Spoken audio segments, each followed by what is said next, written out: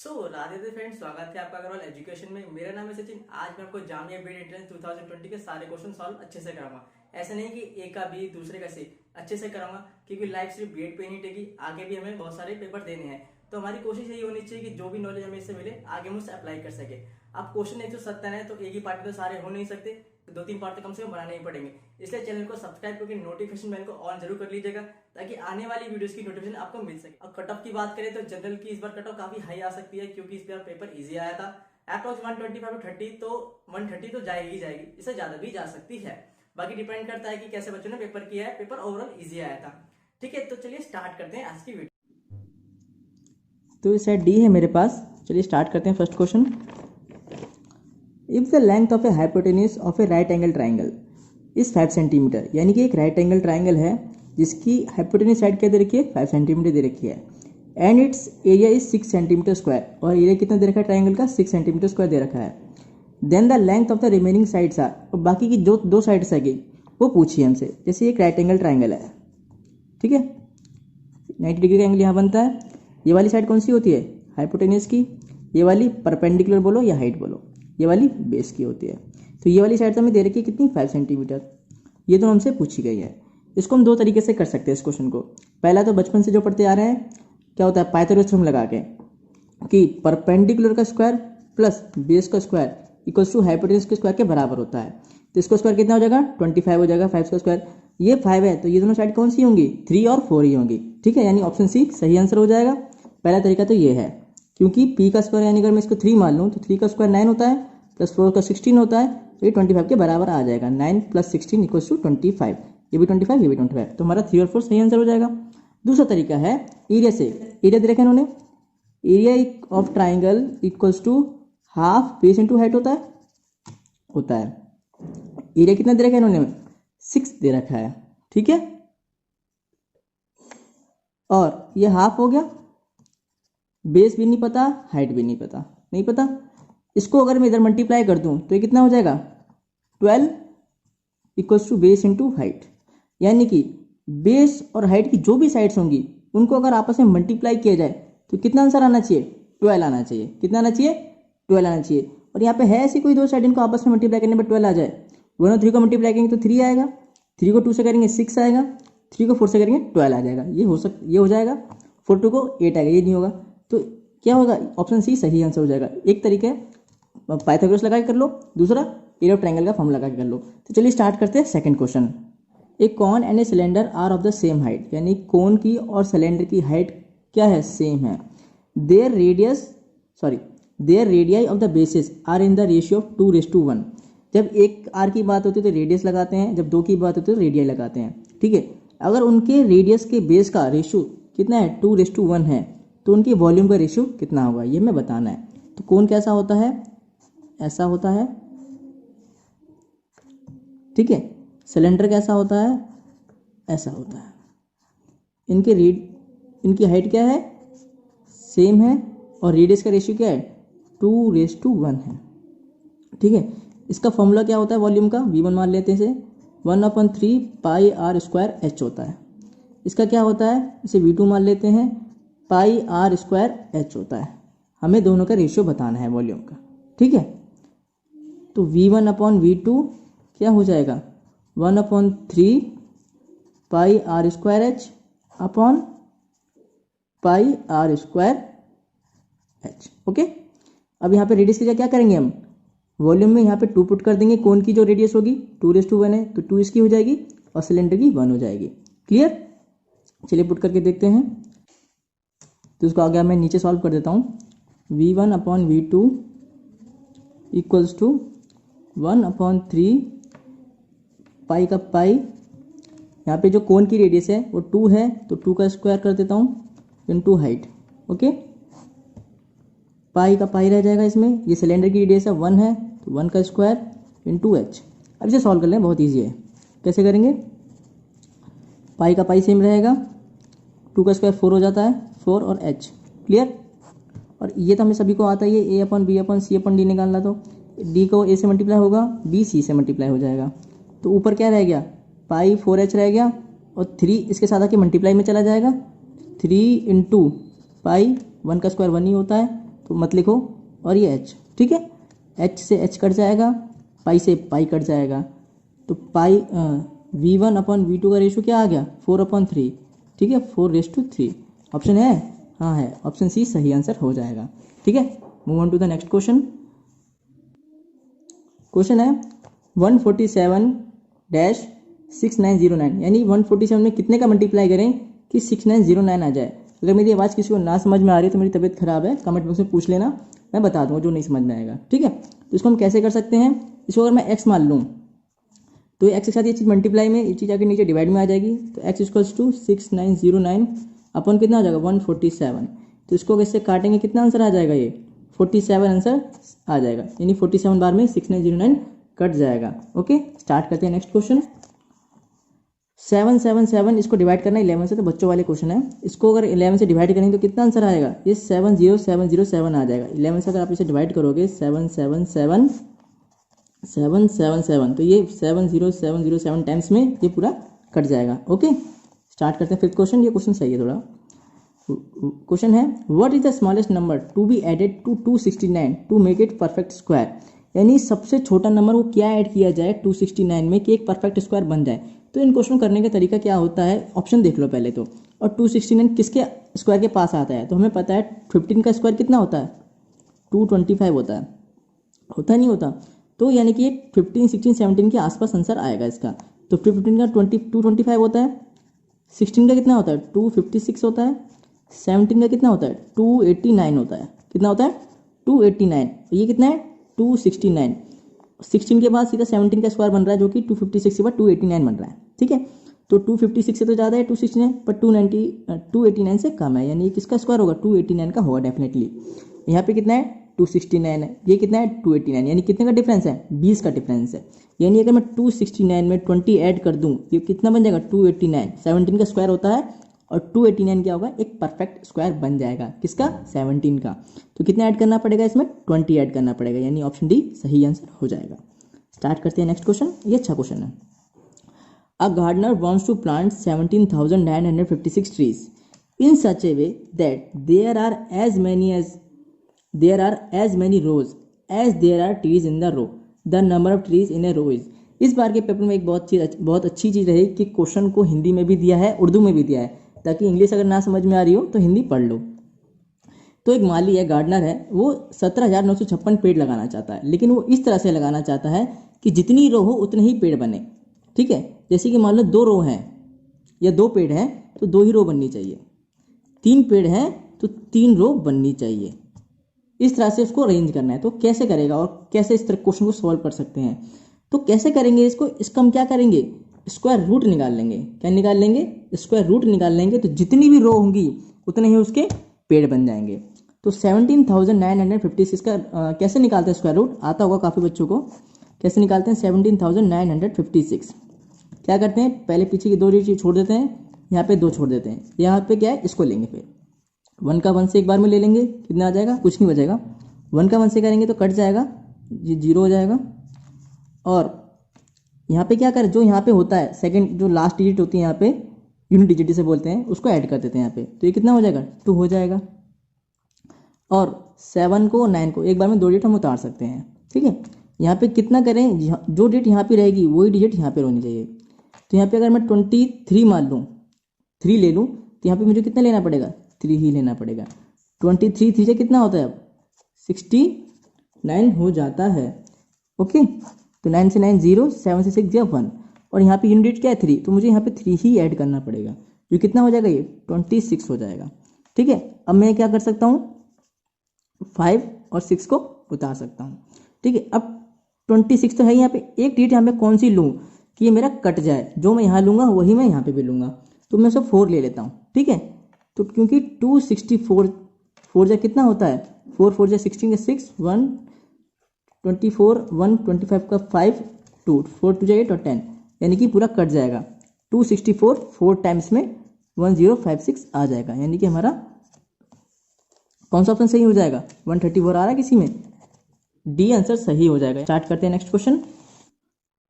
Question है what is the equivalent discount on a sale of any product with 2 consecutive discount. Consecutive discount का मतलब होता है discount पर डिस्काउंट मारना, यानी कोई भी मार्क प्राइस लगा हुआ है उस पर एक दुकानदार डिस्काउंट दे देता है, फिर उसके बाद जो भी वैल्यू आती है उस पर जो डिस्काउंट लगता है फिर क्या हो जाता है वो कंसेक्यूटिव डिस्काउंट, यानी पहले 25% डिस्काउंट हो गया, फिर उसके बाद जो भी वैल्यू आई उस पर 20% डिस्काउंट और हो गया, तो टोटल डिस्काउंट कितना होगा। अब बच्चे जोड़ेंगे 25 + 20 45 हो जाएगा, 45 तो ऑप्शन भी नहीं दे रखा तो कैसे करेंगे इसे। मान लो मार्क प्राइस किसी हम लोग पैंट खरीदने गए, वो 100 रुपये की पैंट है मान लो, ठीक है, तो उस पर 100 रुपये की पैंट होगी, पहले डिस्काउंट कितना मिल रहा है 25% का मिल रहा है, तो 100 रुपये में से अगर 25 डिस्काउंट निकाल लेंगे यानी 25 रुपये ही हो गए, 100 रुपये का 25% 25 रुपये होता है, तो 25 रुपये कम हो गए, तो पैंट की वैल्यू कितनी हो गई अब 75 रुपये पैंट की वैल्यू हो गई, ठीक है। अब 75 से भी 20% हम लोग कह रहे हैं भाई अब थोड़ा डिस्काउंट दे दे, तो 75 का 20% कितना होता है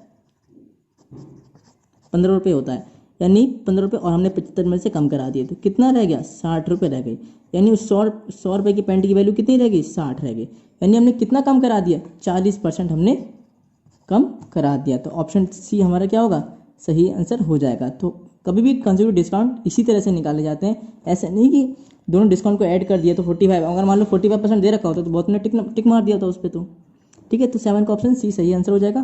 move on to the next question, ये अच्छा क्वेश्चन है। 2 whole numbers whose sum is 64, ये 2 होल नंबर दे रखे हैं, वो कोई भी हो सकते हैं, हमें नहीं पता कौन से हैं, उनको अगर ऐड करेंगे, जैसे मान लो एक होल नंबर ए और एक बी है, उनको ऐड करने पे कितना आएगा 64 आ रहा है, ठीक है, और वो किस रेशियो में नहीं हो सकते ये हमें बताना है। तो कैसे हम करेंगे इस क्वेश्चन को, ऑप्शन देख लेते हैं, ठीक है। 64 है तो ये पहला ऑप्शन क्या है 5:3, यानी अगर 5 और 3 को हम ऐड कर दें, क्या कर दें ऐड कर दें, कितना आ जाएगा 8 क्या होता है 64 का स्क्वायर रूट होता है एक तरह से कहूँ उसका 64 का 8 जो है फैक्टर भी है। 7 और 1 ये भी क्या हो जाता है 8 हो जाता है, क्योंकि भी क्या है एक फैक्टर है और स्क्वायर रूट भी है। 3 और 4 क्या आएगा 7 आएगा, चूंकि नहीं हो सकता। 9 और 7 क्या होता है 16 होता है, 16 क्या है 64 का एक फैक्टर भी है, ठीक है, तो इनकी बाकी 3 तो हो सकते हैं पर सी ऑप्शन नहीं हो सकता, इसी वजह से जो ऑप्शन सी होगा वही रेशियो नहीं बन सकता, ऐसे 2 होल नंबर जिनका सम क्या होता है 64 होता है। Okay, move on to the next question है, ये बहुत अच्छा क्वेश्चन है, इसको मुझे पेज समझाना पड़ेगा। क्वेश्चन है इफ 12 मैन और 18 वुमेन, यानी 12 मैन या 18 women can do a work in 14 days, then the number of days, यानी कितने दिन में, दैट 8 मैन एंड 16 वुमेन, अब यहाँ पे एंड लग गया, पहले और लगा था अब यहाँ एंड लग गया, यानी पहले तो बात हो रही थी कि 12 आदमी या 18 औरत एक काम को 14 दिन में कर लेते हैं, 12 आदमी भी 14 दिन में करते हैं और 18 औरत भी 14 दिन में करती हैं। अब पूछा क्या है कि कितने दिनों में 8 आदमी और 16 औरत मिलके, अब एंड लगा दिया, मिलके उस काम को कंप्लीट करेंगी, ठीक है। तो कैसे करेंगे इस क्वेश्चन को, ठीक है, क्वेश्चन के अकॉर्डिंग चलते हैं। 12 मैन मतलब मैन और 18 वूमेन कितने दिन में कर रहे हैं 14 दिन में कर रहे हैं, तो इसको मैं ऐसे भी लिख सकता हूँ 12 मैन या 18 वूमेन काम कितने दिन में कर रहे हैं 14 दिन में, डी मतलब डेज। क्लियर है, दिख रहा है सबको, ओके। अब यहाँ से अगर मैं 12 मैन 18 मैन वूमेन के बराबर है, यहाँ पर अगर मैं एक मैन का निकाल लूँ तो 1 मैन इक्वल्स टू कितना हो जाएगा 18/12 हो जाएगा, जो कि किसके बराबर आ जाएगा 3/2 वुमेन के बराबर आ जाएगा। समझ नहीं आएगा मैं बता देता हूँ कि 12 आदमी भी 14 दिन में काम को करते हैं और 18 औरत भी 14 दिन में करते हैं, पर यहाँ से अगर मैं एक आदमी का निकाल लेता हूँ कि एक आदमी का जो काम है वो कितनी औरत करेंगी, तो एक आदमी का काम 3/2 वुमेन करेंगी। ये मैंने क्यों किया ऐसे मैं बता देता हूँ, क्योंकि आगे जो क्वेश्चन बोला है वो 8 मैन और 16 वुमेन को मिला के बोला है, तो अगर यहाँ से अगर मैंने वुमेन का निकाल लिया और बाद वाले को भी मैं अगर वुमेन में पूरा कन्वर्ट कर दूंगा तो दोनों वुमेन में आ जाएंगे, आंसर निकल सकता है। आप चाहें तो इसे दूसरे तरीके से भी कर सकते हैं, आप इसे ऐसे भी कर सकते हैं, जैसे मैंने तो वुमेन का निकाला था क्योंकि यहाँ से मैन से वुमेन थोड़ा इजी पड़ रहा था, ठीक है। आप चाहें तो यहाँ पे मैन का निकाल लो, फिर बाद में टोटल को मैन में कन्वर्ट करना पड़ेगा, बात है कि आंसर दोनों तरीके से आ जाएगा। तो मैंने क्या किया, एक मैन का निकाल कि एक आदमी का काम कितनी औरत कर सकती हैं 3/2 वुमेन कर सकती हैं, ठीक है। अब बाकी क्वेश्चन क्या बोला था कि 8 मैन एंड यानी कि प्लस 16 वुमेन कितने दिन में काम करेंगी, ये मैं बताना ही था, ठीक है। तो यह इस 8 जो एम है यहाँ पे मैं इसकी वैल्यू पुट कर सकता हूँ, क्योंकि एक आदमी का कितना आया 3/2 वुमेन आया, तो 8 और एम की जगह मैं यहाँ पुट कर देता हूँ 3/2, ओके, ये वो पूरा वुमेन में आ गया, प्लस 16 वुमेन। यहाँ पर टोटल वुमेन कितनी हो जाएंगी 2 से 4, 4 3 12 वुमेन, प्लस 16 वुमेन। तो यहाँ पे कितनी वुमेन हो गई? 28 वुमेन हो गई। ओके, इजी क्वेश्चन था। 12 भी और अभी सॉल्व कराता हूँ। 12 मैन और 18 वुमेन इक्वल टू 14, ये क्लियर था। 12 आदमी और 18 औरत एक ही बराबर है। तो एक आदमी का निकाल लिया यहाँ से मैंने। एक आदमी का काम 3/2 औरत करती हैं। बाकी क्वेश्चन था 8 मैन प्लस 16 वुमेन। ठीक, तो मैंने यहाँ पर m की जगह वैल्यू पुट कर दी 3/2। तो ये पूरा किस में कन्वर्ट हो गया? वुमेन में। ये भी किस में कन्वर्ट हो गया? वुमेन में। टोटल वुमेन कितनी निकल के आ गई? 28। और एक सिंपल सा फॉर्मूला बहुत ईजी होता है, वो कौन सा है? M1D1 equals to M2D2। ये मैन के लिए, तो मैं वुमेन के लिए निकाल रहा हूँ, तो मैं W1 कर लेता हूँ। W1D1 equals to W2D2। Simple formula है। W1 क्या है? पहली वुमेन कितनी थी? 18। कितनी थी? 18 थी। W1 कितना हो जाएगा मेरा? 18 हो जाएगा। इजी क्वेश्चन है, कोई दिक्कत नहीं है। D1 कितना है? जिन्होंने कंप्लीट किया काम, कितने दिन में किया था? 14 दिन में किया था। ठीक है, तो D1 कितना हो जाएगा? 14 हो जाएगा। ओके, और यहाँ पे W2 टोटल वुमेन कितनी निकली मेरी? 28 निकली। इसलिए मैंने इसको यहाँ पे मैंने मैन को वुमेन में कन्वर्ट किया था। तो वुमेन कितनी होगी? पहले 18, कितने दिन में किया था? 14 दिन में। वुमेन टोटल कितनी आई? 28। अब डेज आराम से निकल जाएगा ना। D2 कैसे निकलेगा? वही लगा लेते हैं, D1 equals to W2 into D2। हमें D2 निकालना है, तो जो इसके साथ मल्टीप्लाई में और ये डिवाइड में आ जाएगा। W1 इंटू D1 अपॉन क्या हो जाएगा? W2 आ जाएगा। ओके, सॉल्व कर लेते हैं। W1 कितना है? 18। D1 कितना है? 14 अपॉन W2 कितना है? 28। 14 टू 28 टू 9। कितने दिन में करेंगी? 9 दिन में। इजी क्वेश्चन था। क्वेश्चन नंबर 10 है, 3 years एगो यानी 3 साल पहले the average age of A and B was 18 years। यानी एवरेज एज क्या थी? A और B की 18 साल थी। व्हेन C ज्वाइन, जब C ने ज्वाइन कर लिया उनको, A और B को, द एवरेज एज बिकम्स, तब एवरेज एज क्या बन गई? 22 years बन गई, जो आज भी है। How old is C now? C आज कितने साल का है, हमें बताना है। ठीक है, इसको मैं पेज पे बताता हूँ आपको। तो कैसे करेंगे? पहले लेट कर लेते हैं।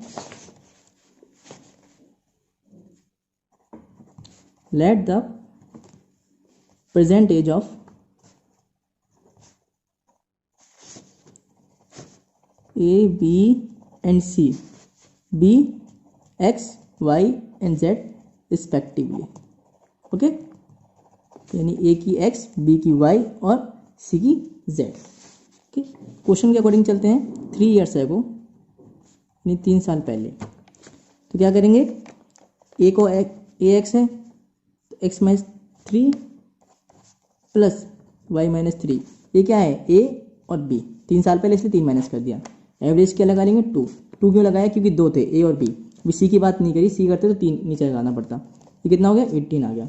इसको सॉल्व कर लेते थोड़ा सा। x minus 3 plus y minus 3, ये 2 इधर जाके 18 कितना हो जाएगा? 18 2 36 होता है। और ये x प्लस वाई माइनस 3 कितना होता है? -6 इसको to 36। x plus y minus 6 उधर जाके प्लस 6 बन जाएगा। 36 प्लस 2 कितना हो जाएगा? 42 आ जाएगा। फिलहाल तो हमारा ये आया, कितना है? x plus y equal to 42 आ गया। ओके, अब आगे क्वेश्चन में क्या बोला है? अब C ने बोला है अगर C ज्वाइन कर लेता है इन्हें तो एवरेज एज क्या बन जाती है? 22 बन जाती है। x plus y plus z upon 3। अब 3 निकाला 3, इसलिए 3 का था इसलिए 3 लगा दिया। 22। कुछ बच्चों को समझ में क्वेश्चन होगा कि यहाँ पे x माइनस 3/2 वाई माइनस 3/2 किया था, जब C को जोड़ा यानी कि जब Z को जोड़ा तो इस फॉर्म में क्यों नहीं लिखा? वो इसलिए क्योंकि यहाँ पे 3 years एगो की बात हो रही थी, इसलिए यहाँ पे एवरेज इस तरह से था। पर बाद में जब C ज्वाइन किया ना तो उसने नाउ की बात करी है। When C join them the average age becomes 22 years now है, इसलिए मैंने यहाँ पे माइनस माइनस पुट नहीं किया। वो 3 years का एवरेज 2 के लिए था, A और B, वो 3 साल पहले कर दिया। आपकी नाउ की बात हो रही है। ठीक है, तो x plus y plus z upon 3 equals to 22, इसलिए ये फॉर्मेट नहीं यूज़ किया गया। ठीक है, तो ये x plus y plus z, ये 3 जाएगा 22 मल्टीप्लाई में चला जाएगा। 22 से कितना होता है? 66 होता है। ओके, तो x और y की वैल्यू तो हमें बात पता ही है कितनी है, निकाल रखिए पहले। 42 है और z यानी कि c की हमें बतानी है, z हमारा c तो है। 42 plus z equals to 66। Okay, तो z equals to 66 minus 42 that becomes कितना आ जाएगा? 24 आ जाएगा। 62, हाँ 24, यानी कि c कितने साल का है? c is 24 years old. Yes, ये नाउ है। आ गया, दिक्कत तो नहीं कोई क्वेश्चन में। ए बी सी थे, इसको एक्स वाई जेड मान लिया।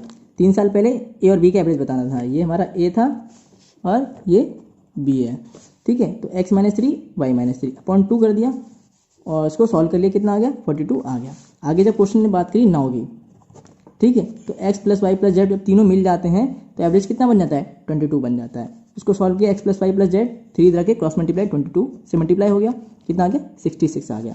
और x और y की वैल्यू हम पहले निकाल ही चुके हैं, कितनी 42 होती है। 42 प्लस जेड यानी कि c इक्वल टू 66। जेड की वैल्यू कितनी आ जाएगी, ये इधर आके माइनस में चला जाएगा, 66 माइनस 42 दैट बिकम 24 आ जाएगा। इजी क्वेश्चन था। सो फ्रेंड्स, बाकी के क्वेश्चन मैं आपको नेक्स्ट पार्ट में कराऊंगा। आई होप ये वीडियो आपको पसंद आई होगी, तो प्लीज़ लाइक शेयर और सब्सक्राइब जरूर कर दीजिएगा। मिलते हैं अगले वीडियो में। राधे राधे।